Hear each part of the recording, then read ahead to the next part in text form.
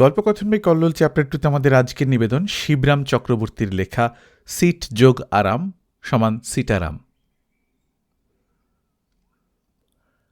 আমি তখন বোর্ডিংয়ে থেকে স্কুলে পড়ি ফার্স্ট ক্লাসে। একদিন শীতের সকালে বোর্ডিংয়ের উঠোনে কয়েকজন মিলে আরাম করে বসে রোদ পোহাচ্ছি।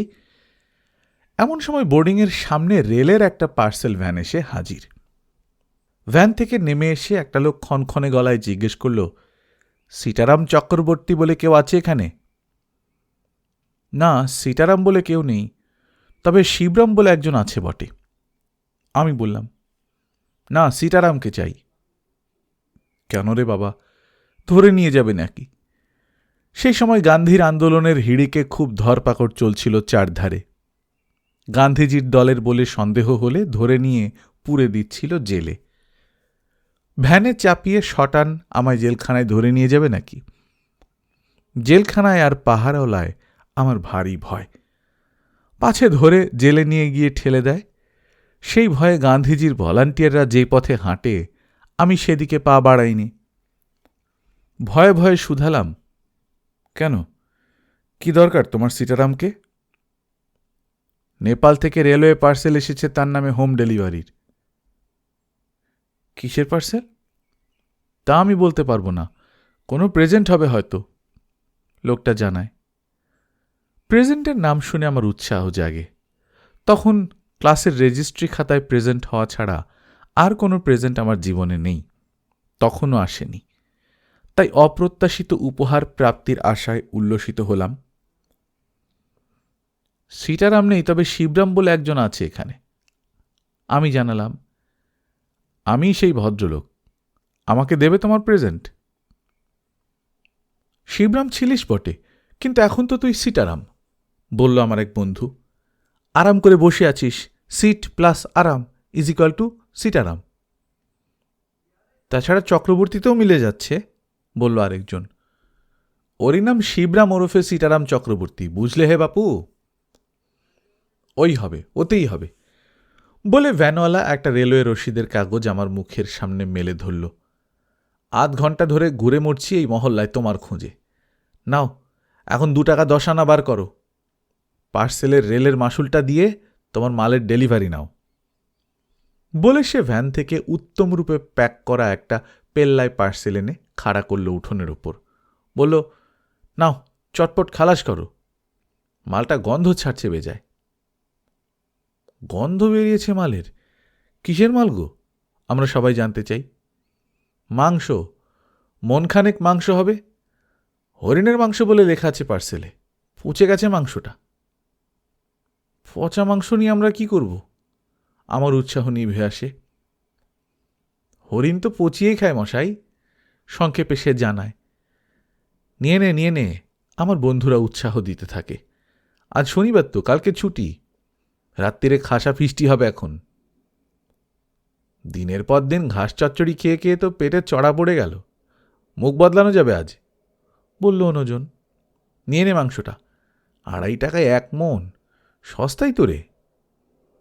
2.5 টাকা নয়, 2 টাকা 10 আনা, মনে করিয়ে দেয় লোকটা। ওই হলো, যাহা 52 তাহাই 53। 2 টাকা 10 আনা খসিয়ে মাল তো খালাস করা গেল।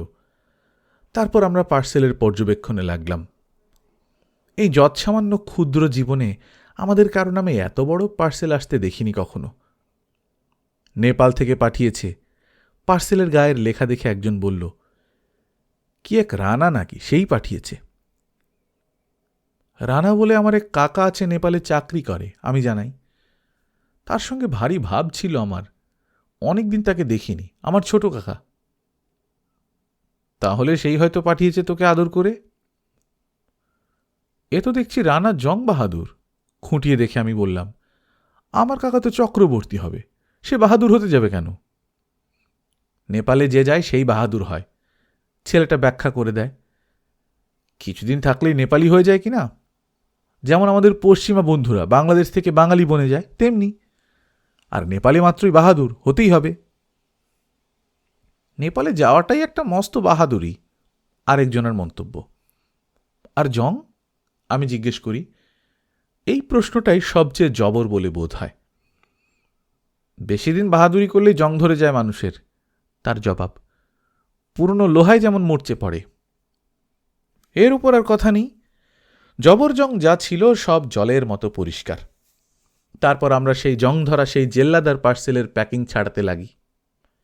লোহার পাতগুলো কেটে ছাড়িয়ে ফেলে চাড়া দিয়ে পেরেকগুলো তুলে শক্ত পাতলা কাঠের বাক্সের ভেতর থেকে আস্ত একটা হরিণের শবদেহ বেরিয়ে আসে। ওরে বাবা, এ যে অনেকখানি রে! মাংসের চেহারা দেখে আঁতকে উঠতে হয় আমাদের। এত খাবে কে? কেন, আমাদের হোস্টেলের রাক্ষস কি কম নাকি রে? তাহলে মনিটরকে ডাকি, রান্নার ব্যবস্থা করা যাক। রাক্ষসদের একজন উৎসাহ দেখায়, মনিটরকে ডাকতে যায়। আচ্ছা, মনিটরকে দিয়ে এটা হোস্টেলে গছিয়ে দিলে হয় না? আমি বলি, মানে বেচে দিলে কি হয়, হোস্টেলে খাওয়াও হয়, আবার সেই সঙ্গে দুটো পয়সাও আসে। আমার কাকা যখন আমায় পাঠিয়েছে। বারে, খাচ্ছিস তো পেট ভরে, পয়সাও চাচ্ছিস আবার? সে তো সবাই খাচ্ছে, যাদের কাকা পাঠায়নি তারাও। আমার কাকার পাঠানোটা তাহলে কি ফাঁকা হয়ে যাবে? আমি প্রকাশ করি। তাছাড়া আমরা বামুনের ছেলে, ভেবে দেখ, খাওয়ার সঙ্গে আমাদের দক্ষিণাটি চাই বাবা। আমি বরং কিছু লাভ নিয়ে মনিটরকে বেচে দিই।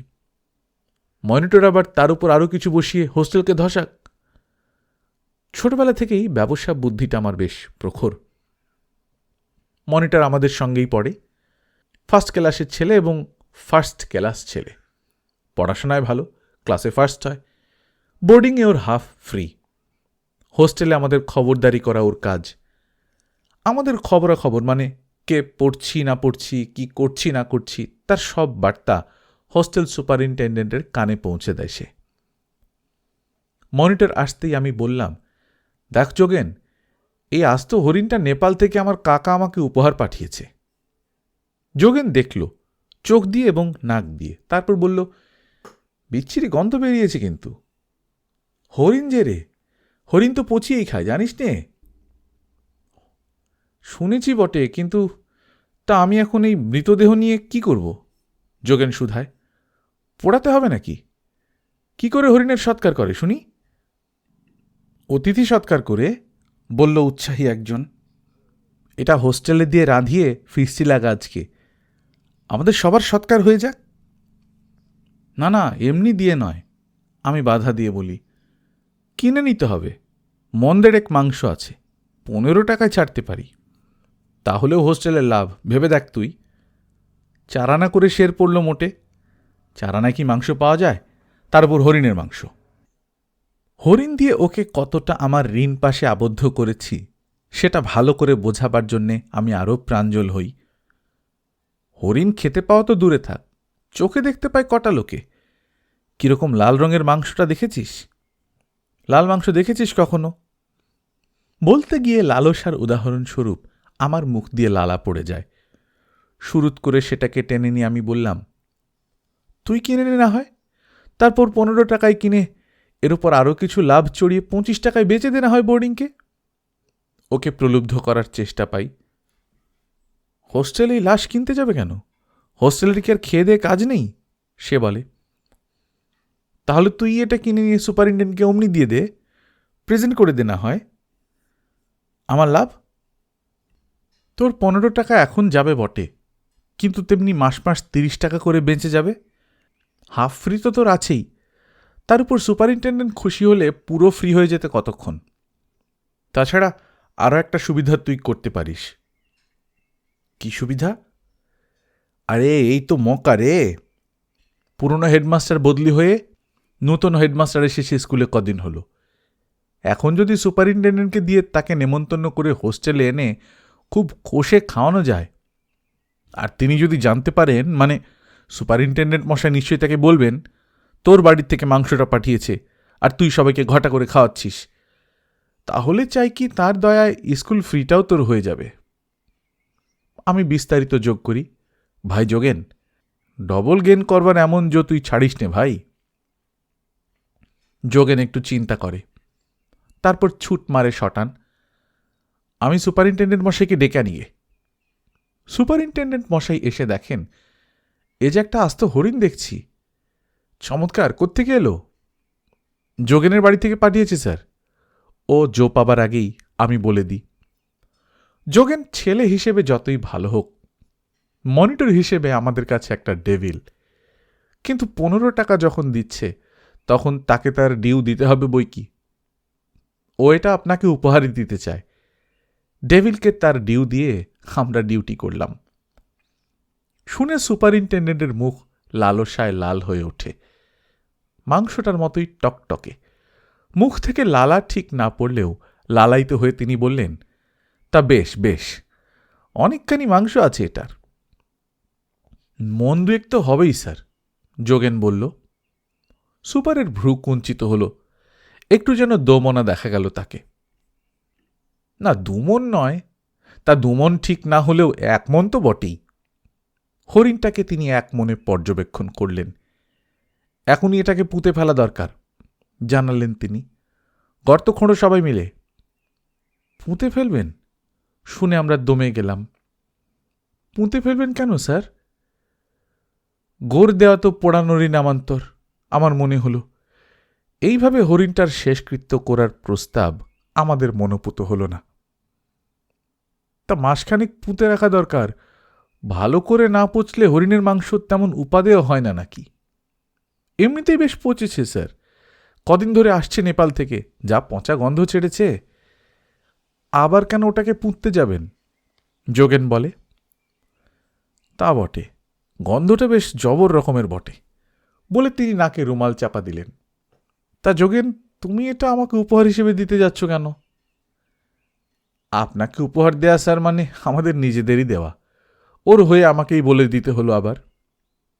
দেবতাকে যেমন পুজো দিয়ে প্রসাদ পায় মানুষ, আর আপনার সঙ্গে এই সুযোগে আর সব মাস্টারকেও আমাদের পুজো দেওয়া। বলে তারপরে হেড করে বলটাকে গোলের মধ্যে ঢুকিয়ে দিতে চাই। তাছাড়া আমাদের নতুন হেডমাস্টার মশাই এসেছেন। যোগেন চায় যে, মানে আমরা সবাই চাই, আপনি আমাদের হয়ে হোস্টেলের ফিস্টে তাকে নেমন্তন্ন করুন। তাহলে এই ভোজটা আমরা হেডমাস্টার মশাইয়ের সংবর্ধনা উৎসব বলেই ঘোষণা করি না কেন? উৎসাহিত হয়ে তিনি বলেন, মানে তার জন্যই আমাদের এই প্রীতিভোজ। সেই তো আমরা বলতে চাইছি স্যার, শুধু ভাষায় কুলিয়ে উঠতে পারছি না কেবল। আমি বলি, এই সুযোগে নতুন হেড স্যারের সঙ্গে আমাদের প্রথম পরিচয় হবে, সেটা মধুরের সমাপ্যায়িত করেই কি শুরু করা উচিত নয়? আপনি বলুন স্যার। বেশ, কাল রোববার ছুটির দিন আছে, কাল দুপুরের মধ্যাহ্ন ভোজে হেডমাস্টার মশাইকে হোস্টেলে নেমন্তন্ন করা যাক, সেই সঙ্গে আর সব টিচারকেও। কি বলো? হ্যাঁ স্যার, শিবহীন যজ্ঞ যেমন হয় না, তেমনি শিবের সঙ্গে আর সব। বলতে গিয়ে আমি চেপে যাই। ভূতপ্রেত কথাটার উচ্চারণ করাটা ঠিক আমার অভিপ্রেত ছিল না। শিবের সঙ্গে আর সব দেবতাকেও আমাদের যজ্ঞস্থলে। যোগেন বলে। এতক্ষণে যজ্ঞ কথাই বলে যোগেন। ডাকো ঠাকুরকে। হরিণের মাংস তো রোস্ট করে খেতে হয়, তা সে কি পারবে রোস্ট করতে? আজ তো রোস্ট করা দরকার। ঠাকুরকে ডেকে আনা হলো। দেখে শুনে সে বলল, রোস্ট তো করতে পারি, কিন্তু গোটা হরিণ ধরবে এত বড় হাঁড়ি পাবো কোথায়? তার চেয়ে বড় বড় টুকরো করে হান্ডি কাবাব বানিয়ে নিই না কেন? সেও খেতে খুব খাসা হবে বাবু। পরদিন দুপুরে সারি সারি পাতা পড়ল আমাদের খাবার ঘরে। টিচাররা বসলেন, আমরাও বসলাম। হেডমাস্টার মশাই বসলেন মধ্যমণি হয়ে। পোলাও পড়ল পাতায় পাতায়। হান্ডি কাবাবের হাড়ি এসে নামল আমাদের সামনে। সৌরভে সারা ঘর মাত। পাতে পাতে পড়তে লাগলো বড় বড় টুকরো হরিণের মাংস। হেডমাস্টার মশাই এক গাল কামড়ে বললেন, বাহ, বেশ খাসা হয়েছে তো। আরও খাসা হতো যদি আরও কিছুদিন পচতে পেত, বললেন সুপারিনটেন্ডেন্ট। তা তেমন না পচলেও সুপাচ্য হবে আমি আশা করি স্যার, আমার নিজস্ব মত। আমি একদিন খাওয়াবো আপনাদের হরিণের মাংস, হাসি মুখে বললেন হেড স্যার। নেপালের এক রানার ছেলে আমার ছাত্র ছিল, সে একটা হরিণ আমায় রেল পার্সেল করে পাঠাবে বলে লিখেছে। 2-4 হপ্তার মধ্যেই এসে পড়বে মাংসটা। খেয়ে দেখবেন তখন। নেপালের হরিণ খেতে আরও কত খাসা হয় দেখবেন তখন। শুনে আমার টনক নড়ল, হাত আর নড়ল না। পাতের মাংস পাতেই পড়ে রইল। অতি কষ্টে এক আধটু চাখলাম। আঁচানোর পরে যোগেনকে শুধালাম আড়ালে, নতুন হেডমাস্টারের নাম কি রে, জানিস নাকি? তোদের চক্রবর্তীই তো রে, যোগেন জানায়। শ্রীযুক্ত বাবু Sitaram Chakraborty, MA BA BT, বাড়ি খানপুর। শুনে আমার চারধার খাঁ খাঁ করে মুহূর্তের মধ্যে যেন সব খান খান হয়ে ভেঙে পড়ে আমার সামনে। পরদিন খুব ভোরে কাকচিল ডাকবার আগেই উঠে আমি হোস্টেল ছেড়ে পালালাম। স্কুলে ইস্তফা দিয়ে শটান গান্ধীজির ভলান্টিয়ার দলে গিয়ে নাম লেখালাম। এখন জেলে গেলেই আমার বাঁচন।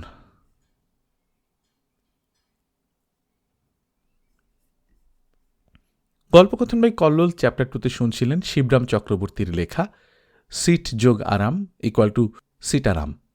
আমরা নিয়মিত গল্প পাঠ করে শোনাচ্ছি। আপনারা যারা প্রথমবার মতো শুনছেন কাইন্ডলি সাবস্ক্রাইব করে নেবেন। গল্প পাঠ ভালো লাগলে বন্ধুদের সঙ্গে শেয়ার করবেন। নিজে ভালো থাকবেন, আশপাশের লোকজনকে ভালো রাখবেন। টাটা।